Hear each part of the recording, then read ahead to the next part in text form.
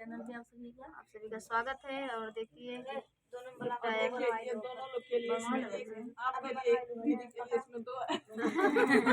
नहीं तो इसी में गिफ्ट आया है दोनों का गिफ्ट है। दोनों का अरे भैया का कहिए मैं ये कहूं क्वार्टर ले देता है तुझे भले महीनों में ये दिन आए तब हम क्या रहुआ दिन मौसी हम चिंता जिन कर हम सोचत ही तो विधि व्यवस्था कर दी हम महीनों में दिन करब वो मैं ठीक वाला के लिए देना है आराम से रहा तो अपन ताला मार दीदी का है ब्लॉग क्या नाम चैनल का घर दुआ देखे दीदी के चैनल महीने पर पहले एडवांस के रहुआ दीजिए।